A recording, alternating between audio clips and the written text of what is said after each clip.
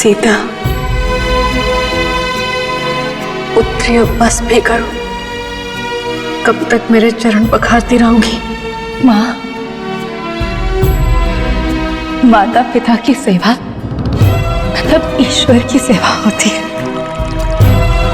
और माता पिता के चरणों में स्वर्ग है। आज के पश्चात 14 वर्षों तक मुझे अपने ईश्वर की सेवा से वंचित रहना होगा। फिर माता पिता के चरणों जैसा स्वर्ग मेरे भाग्य में कहाँ होगा? माँ सीता, नारी सदा चरण की प्रतिमूर्ति होती है।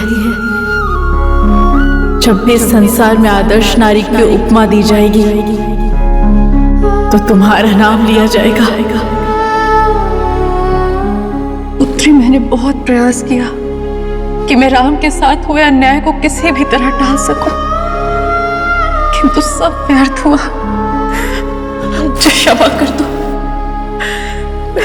मैं इस आपदा से तुम्हें नहीं बचा सकी पुत्री। नहीं मां, नहीं, क्षमा प्रार्थी तो मैं हूं मां। बहू का कर्तव्य और धर्म होता है अपनी सास ससुर की सेवा करना, और आप तो मेरे माता पिता हैं। किंतु परिस्थितियां ऐसी हो गई है कि मैं अपना धर्म नहीं निभा पाऊंगी। सीता, सबसे बड़ा धर्म तो तुम निभाने जा रही हो। एक पत्नी का सबसे बड़ा धर्म होता है अपने पति का साथ, और तुम तो अपने पति के साथ के लिए सारे सुखों का त्याग करने जा रही हो। राजसी वैभव का त्याग कर वनवास के कष्टों भरे जीवन को जीने जा रही हो पुत्री।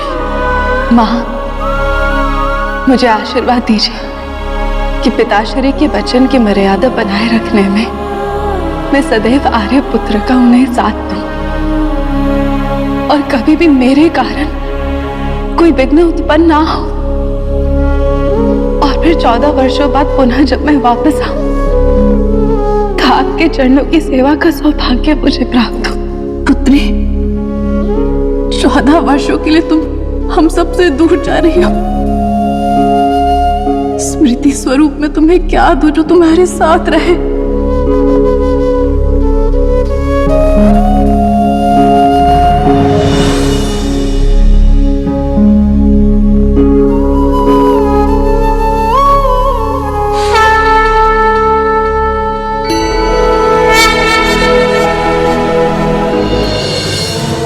आओ पुत्री।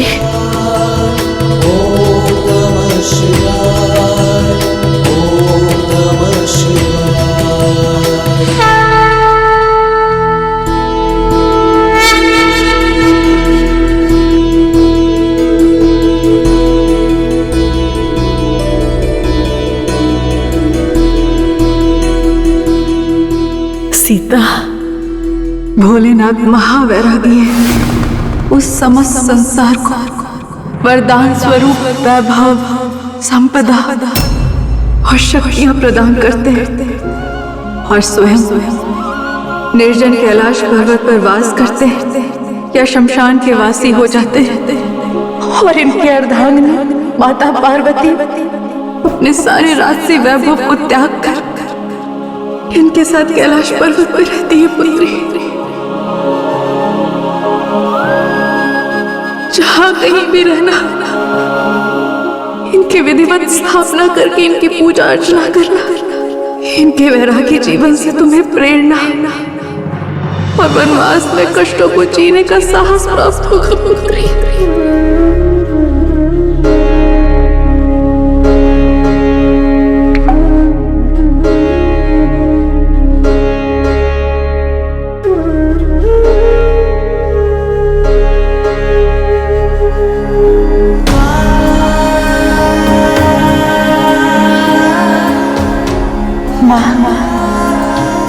आपके अमृतमय अश्रु से महादेव का अभिषेक हो गया है।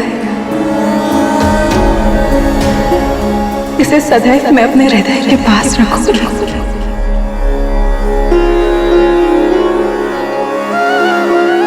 ओम नमः शिवाय। ओम नमः शिवाय।